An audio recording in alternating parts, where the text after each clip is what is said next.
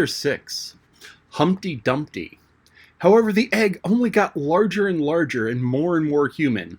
When she had come within a few yards of it, she saw that it had eyes and a nose and a mouth. When she had come close to it, she saw clearly that it was Humpty Dumpty himself. "I can't be anybody else," she said to herself. "I'm as certain of it as if his name were written all over his face." It might have been written 100 times easily on that enormous face.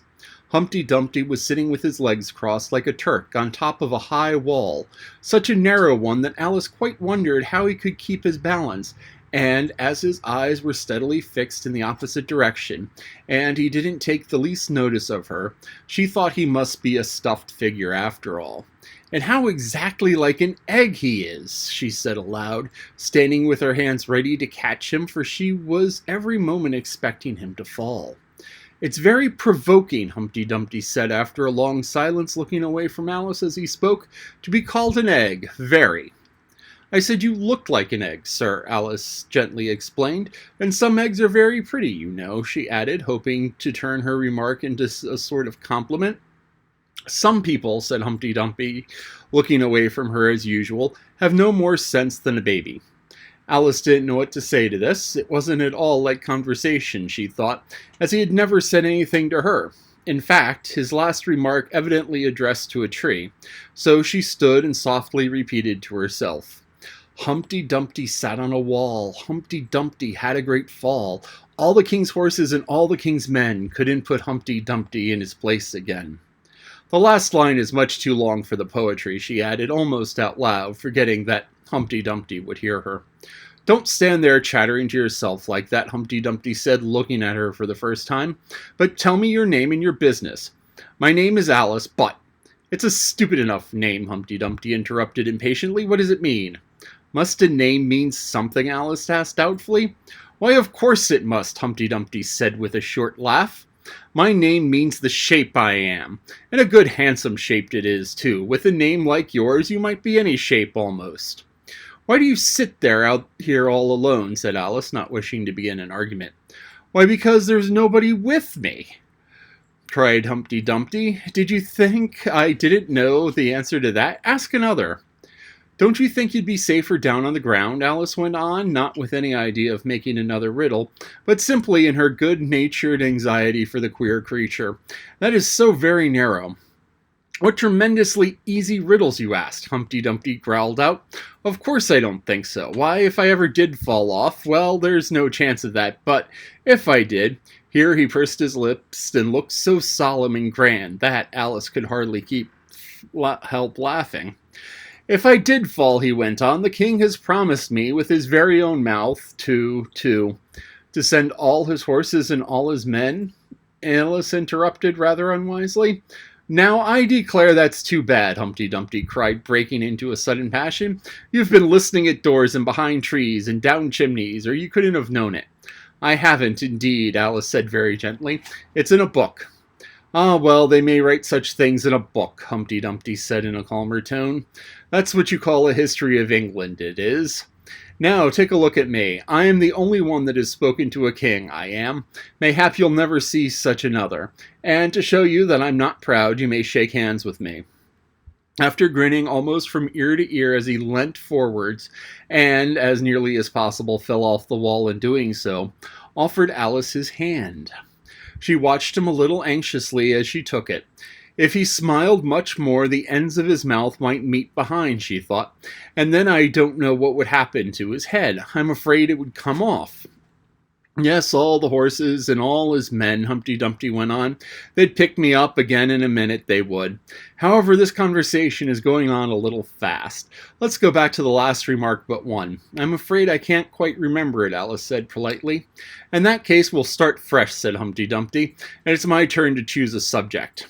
He talks about it just as if it were a game, thought Alice. "So here's a question for you. How old did you say you were?"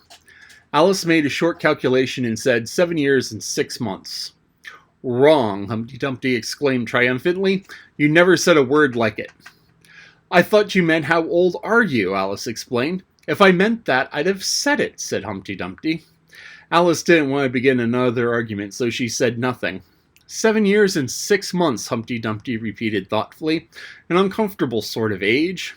Now, if you'd asked my advice, I'd have said leave off at 7, but it's too late now. I never ask advice about growing, Alice said indignantly. Too proud, the other inquired. Alice felt even more indignant at this suggestion. I mean, she said, that one can't help growing older. One can't, perhaps, said Humpty Dumpty, but two can. With proper assistance, you might have left off at 7. What a beautiful belt you've got on, Alice suddenly remarked. They had had quite enough of the subject of age, she thought, and if they were really to take turns at choosing subjects, it was her turn now. At least, she corrected herself on second thoughts. A beautiful cravat, I should have said. No, a belt. I beg your pardon, she added in dismay, for Humpty Dumpty looked thoroughly offended, and she began to wish she hadn't chosen the subject. If I only knew, she thought to herself, which was neck and which was waist.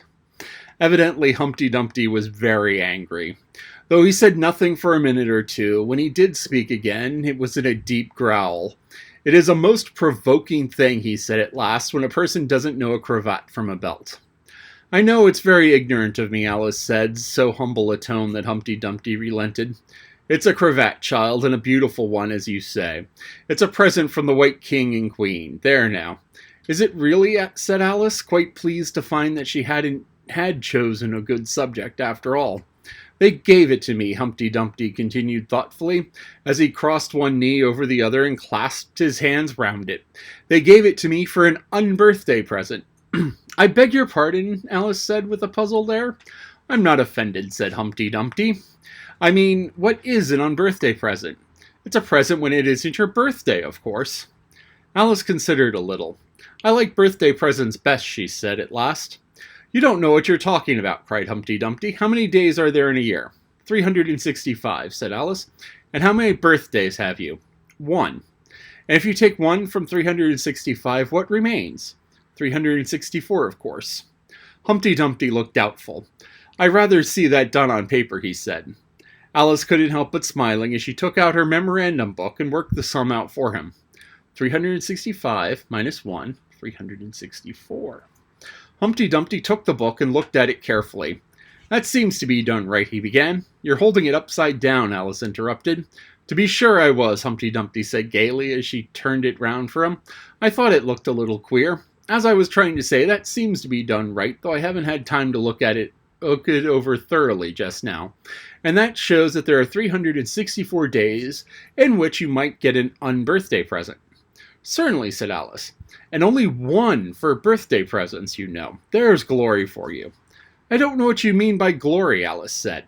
Humpty Dumpty smiled contemptuously. Of course you don't. I tell you, I meant there's a nice knockdown argument for you. But glory doesn't mean a nice knockdown argument, Alice objected. When I use a word, Humpty Dumpty said in a rather scornful tone, it means just what I choose it to mean, neither more nor less.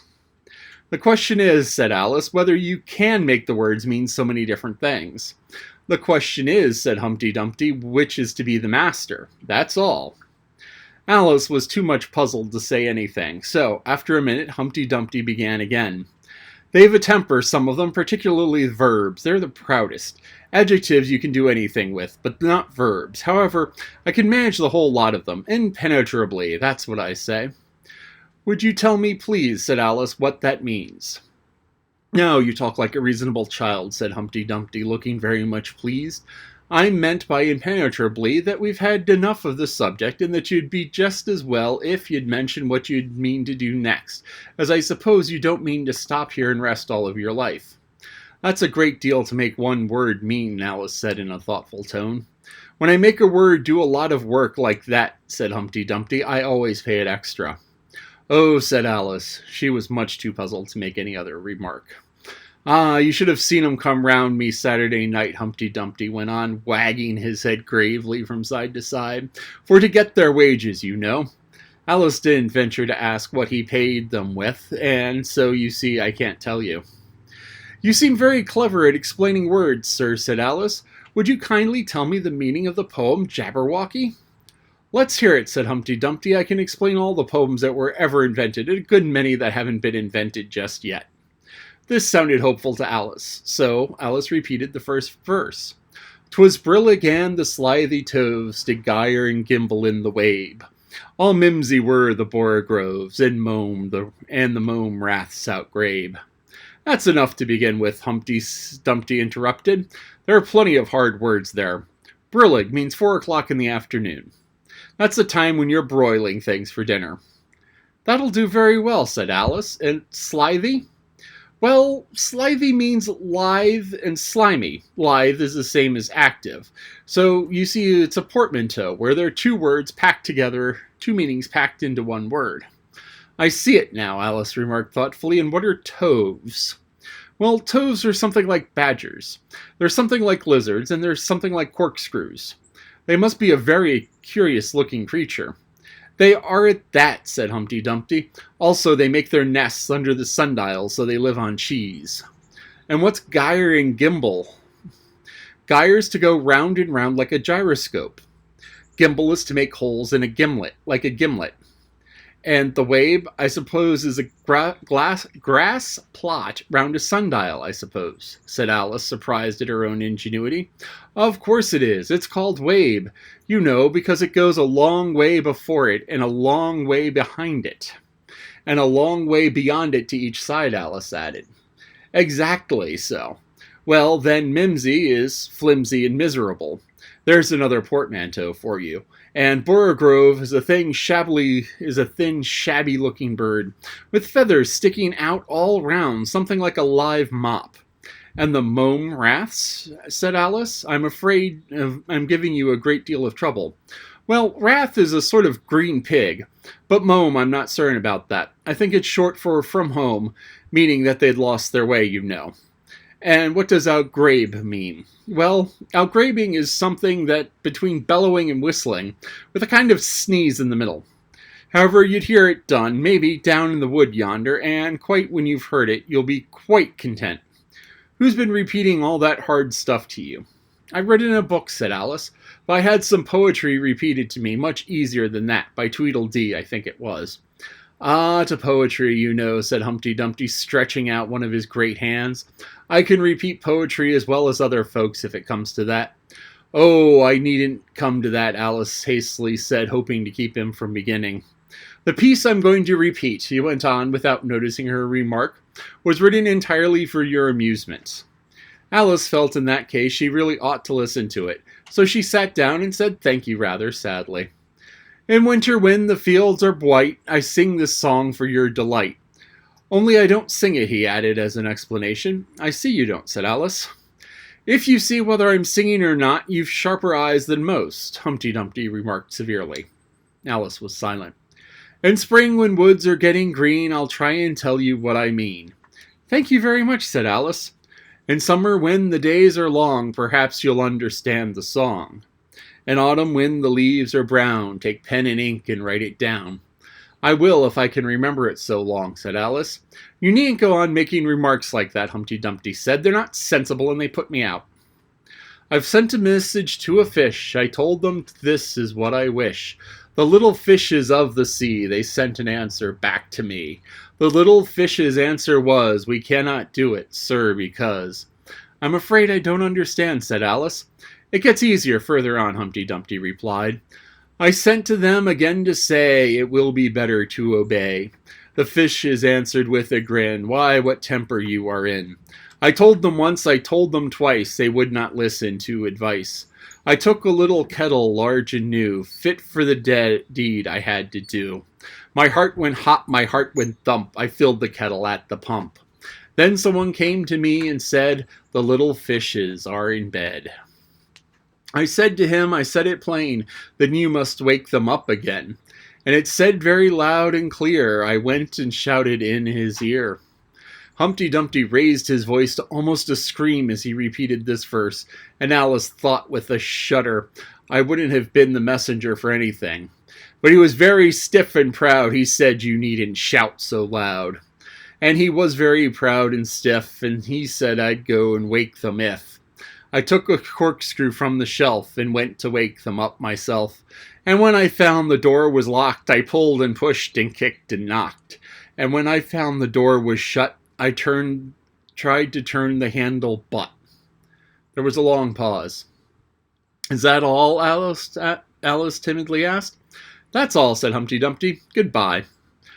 This was rather sudden, Alice thought, but after a very strong hint that she ought to be going, she felt that it would hardly be civil to stay. So she got up and held out her hand.